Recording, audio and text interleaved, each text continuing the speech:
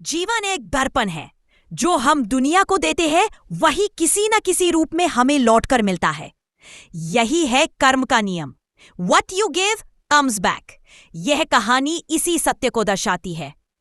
Today I recite a story। एक नगर में राजीव नाम का एक धनी व्यापारी रहता था। उसके पास धन, मान सम्मान सब कुछ था, पर उसमें अहंकार बहुत था। एक दिन मंदिर के बाहर एक गरीब भिखारी उससे बोला, सेठ जी 2 वक्त का भोजन दे दीजिए, 2 दिन से कुछ नहीं खाया। राजीव ने हंसते हुए कहा, तुम्हारे जैसे आलसी लोग भीख मांगकर ही जीना चाहते हैं। जाओ मेहनत करो, तभी पेट भरेगा। भिखारी ने दुखी होकर कहा, सेठ जी आज आप मुझे तुच्छ समझ रहे हैं, पर याद रखिए कर्म कभी किसी को नहीं छोड़ता। राजीव हंसकर चला गया। वक्त बदला, साल बीते।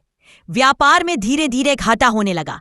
विश्वास पात्र लोग धोखा देने लगे। राजीव का धन, मान सब खत्म हो गया। अब वही राजीव जो कभी दूसरों को दुत्कारता था, एक दिन भूखा प्यासा सड़क पर बैठा था। वह थका हुआ टूटी झोपड़ी के पास बैठा था। तभी एक आदमी वहां आया। वह सादे कपड़ों में था, पर उसके चेहरे पर शांति थी। वह आदमी बोला, सेठ जी क्या आपको कुछ चाहिए? आप भूखे लग रहे हैं।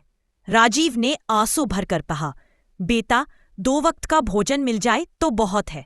वह व्यक्ति मुस्कराया और उसे रोटी दी। राजीव ने उसे धन्यवाद कहा और ध्यान से देखा। वह कोई और नहीं, वही भिखारी था जिसे उसने कभी अपमानित किया था।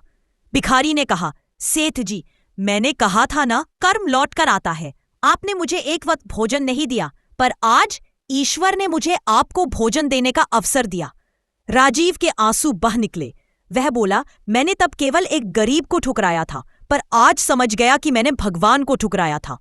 कर्म का सत्य, कर्म सिर्फ काम नहीं, वह आपके विचारों, शब्दों और व्यवहार से बनता है। आप जो सोचते हैं वैसा बोलते हैं, जो बोलते हैं वैसा करते हैं, और वही कर्म बनकर लौटता है, कभी सुख में कभी दुख में।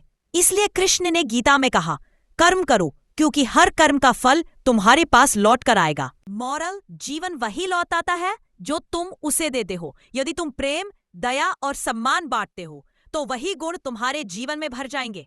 कर्म का चक्र पटल है, आज जो दोगे वही कल पाओगे।